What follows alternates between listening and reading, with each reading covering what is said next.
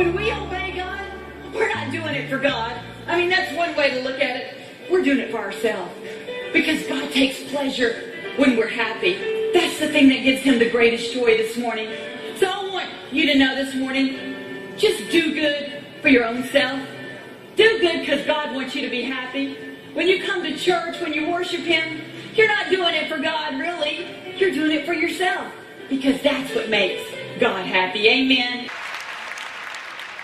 So it's not selfish to put yourself first. No, it's self-full. It's self-full. It's self-full to be first, to be as good as possible to you, to take care of you, to keep you whole and healthy. My dreams are first every day, then my wife, then my kids. I can take care of my wife and my kids now. Would you agree? I abandoned this. This is the fuel for who I am. I am here because I want to be clear. No. What you need is a makeover.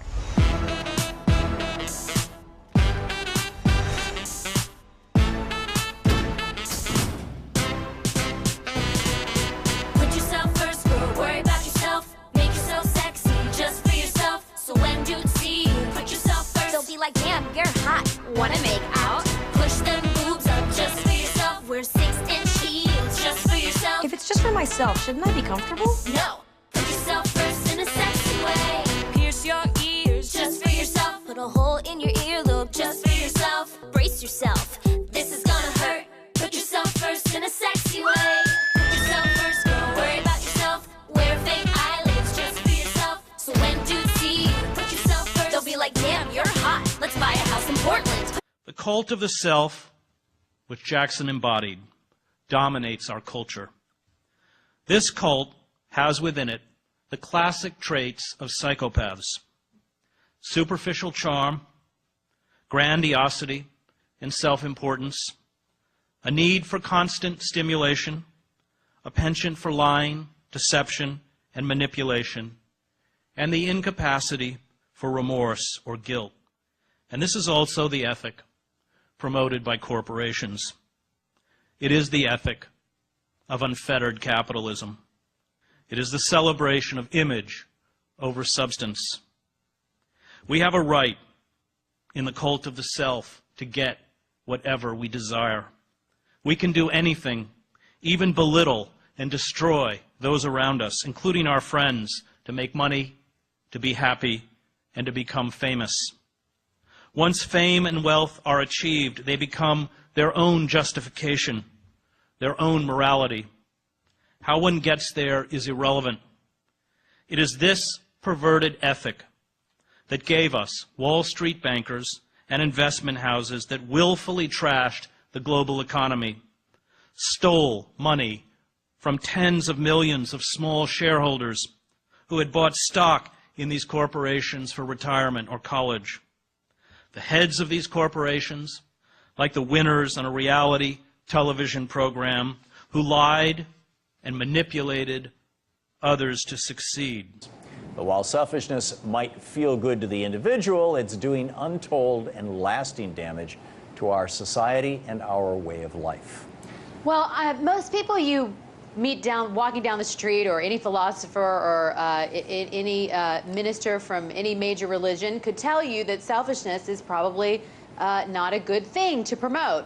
But Ayn Rand felt differently, and she promoted a philosophy of complete selfishness, and that everything would be just dandy if everybody acted solely in their self-interest. You know, this philosophy of self-interest that she promoted, and she actually wrote a book called The Virtue of Selfishness. Why, then, is this kind of love, in your mind, immoral?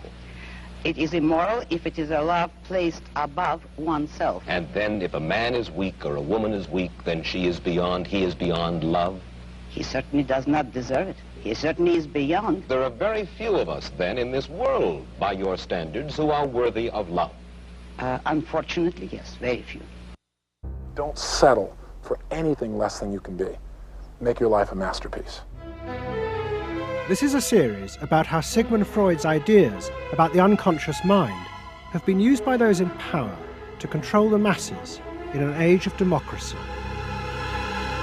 Last week's episode showed how Freud's ideas spread throughout America in the 1950s. They were promoted by his daughter Anna, and by Freud's nephew, Edward Bernays, who invented public relations. He brought Freud's theories into the heart of advertising and marketing. A man like you, I mean, with a car like this. What they both believed was that underneath all human beings was a hidden, irrational self, which needed to be controlled, both for the good of individuals and the stability of society. But the Freuds were about to be toppled from power by opponents who said they were wrong about human nature. The inner self did not need to be repressed and controlled. It should be encouraged to express itself.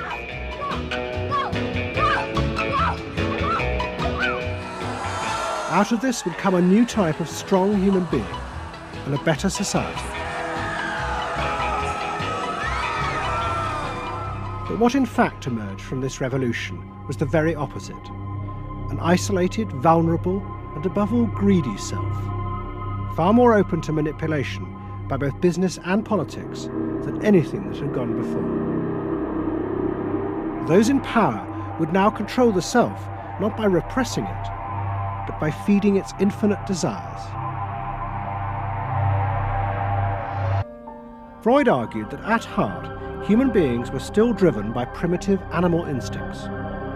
The job of society was to repress and control these dangerous forces. Reich believed the complete opposite. The unconscious forces inside the human mind, he said, were good. It was their repression by society that distorted them. That was what made people dangerous. The consumer is king. His whim makes or unmakes manufacturers, wholesalers, and retailers. Whoever wins his confidence wins the game. Whoever loses his confidence is lost. They had created new ways to understand consumers' motives, above all with the focus group, in which consumers free associated their feelings about products. Out of this came new ways to market products by appealing to the hidden, unconscious desires of the consumer. But in the early 60s, a new generation emerged who attacked this. They accused American business of using psychological techniques to manipulate people's feelings and turn them into ideal consumers. The ruling power structure could manipulate, manage and control not only the consciousness, but also the subconscious and unconscious of the individuals. We want to live a life that isn't based on materialistic values, and yet the whole system of government and the economy of America is based on profit, on personal greed and selfishness. Many in the New Left began to turn to a new idea.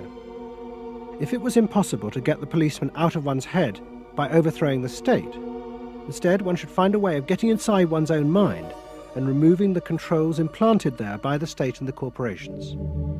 Out of this would come a new self, and thus a new society. And to produce the new self, they turned to the ideas and techniques of Wilhelm Reich. Since his death, a small group of psychotherapists have been developing techniques based on Reich's ideas. Their aim was to invent ways that would allow individuals to free themselves from the controls implanted in their minds by society. You. It was not phony movement. That's what I wanted to do, and I did it. What Perls and others working at Esalen believed was that they were creating ways that allowed individuals to express their true inner selves. These techniques could be used to unleash a new, powerful self, strong enough to overthrow the old order.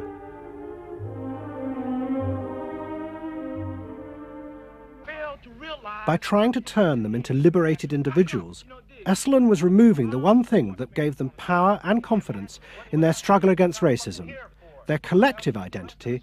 You're trying to assert yourself, trying to find out who you are, who you're becoming.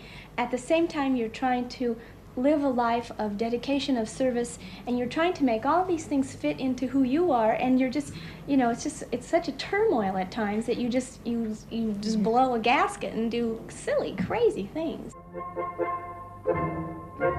By the late 60s, the idea of self-exploration was spreading rapidly in America. Encounter groups became the centre of what was seen as a radical alternative culture based on the development of the self. But, you know, it was clear to us that that was a mask, a cover. The core of it had to do with self-expressiveness. That this preoccupation with the self and the inner self, that was what was so important to people. In reality, there was no fixed self, which meant that you could be anything that you wanted to be. The thesis of the human potential movement was that there was something really good down in there. And if you took these layers off, what you were going to wind up with was a kernel, a something that was innately self-expressive, that was the true self, that was going to be a wonderful thing. In actuality, you found people who'd gone to the last layer and took off the last layer and found that what was left was nothing. The real point to the S training was to go down through layer after layer after layer after layer until you got to the last layer and peeled it off, where the recognition was that it's really all meaningless and empty.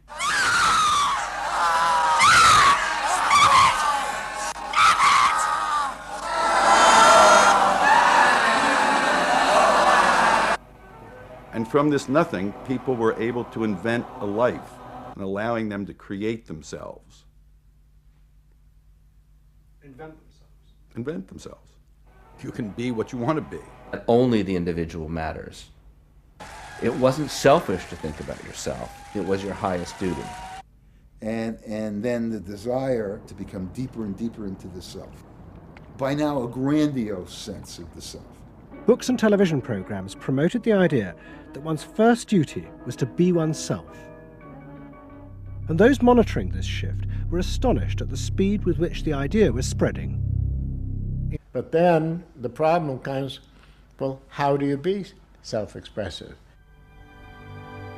And it was at this point that American capitalism decided it was going to step in and help these new individuals to express themselves.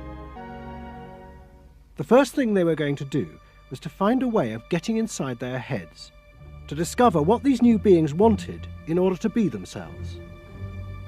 If you're really going to satisfy not just the basic needs, but individuated wants, whims, and desires of more highly developed human beings, you're going to have to segment. You're going to have to individuate. Through observing the work at places like Esalen, Maslow had invented a new system of psychological types.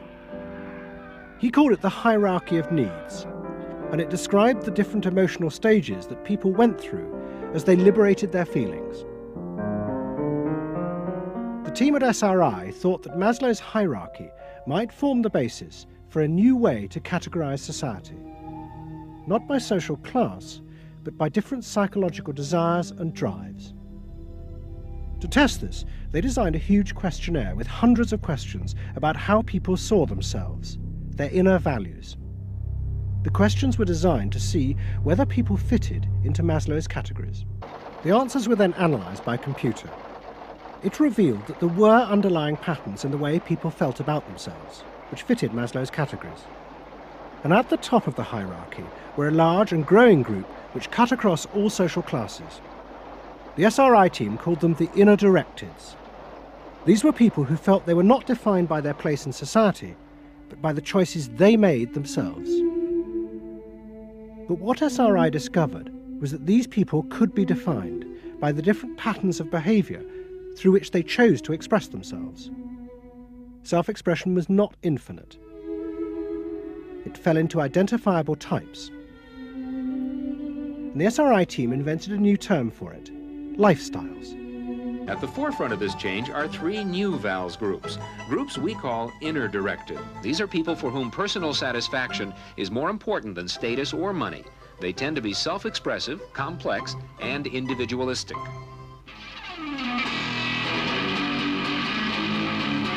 Rob is an I am me. I am me's are searching for new values, breaking away from traditions and inventing their own standards. Rob even invented his own name, Rob Noxious. Jody is an experiential. This is a group seeking inner growth through direct experience. Experientials aren't in one place much. This is the try-anything-once crowd, and all that activity takes goods and services. Their hobbies are hands-on, and their possessions are simple, but not always simply priced. If a new product expressed a particular group's values, it would be bought by them. This is what made the values and lifestyle system so powerful. Its ability to predict what new products self-actualizers would choose. And this power was about to be demonstrated dramatically. Vowels would show it could predict not just the products they would buy, but the politicians they were going to choose to elect. Ladies and gentlemen, the next President of the United States of America! The original aim of the focus group had been to find ways to entice people to buy a limited range of mass-produced goods. But now focus groups were used in a different way to explore the inner feelings of lifestyle groups, and out of that invent whole new ranges of products, which would allow those groups to express what they felt was their individuality. And the generation who had once rebelled against the conformity imposed by consumerism now embraced it, because it helped them to be themselves. So the notion that you could buy an identity replaced the original movement notion that you were perfectly free to create an identity. The original idea had been that the liberation of the self would create new kinds of people, free of social constraint. That radical change had happened. But while the new beings felt liberated, they had become increasingly dependent for their identity on business. The corporations had realized that it was in their interests to encourage people to feel that they were unique individuals and then offer them ways to express that individuality. A world in which people felt they were rebelling against conformity was not a threat to business, but its greatest opportunity. It was, in a sense, the triumph of the self. It was the triumph of a certain self-indulgence, a view that everything in the world and all moral judgment was appropriately viewed through the lens of personal satisfaction. Indeed, the ultimate ending point of that logic is that there is no society. There is only a bunch of individual people making individual choices to promote their own individual well-being. The foundation of Satanism is built upon the self and carrying out the devil's work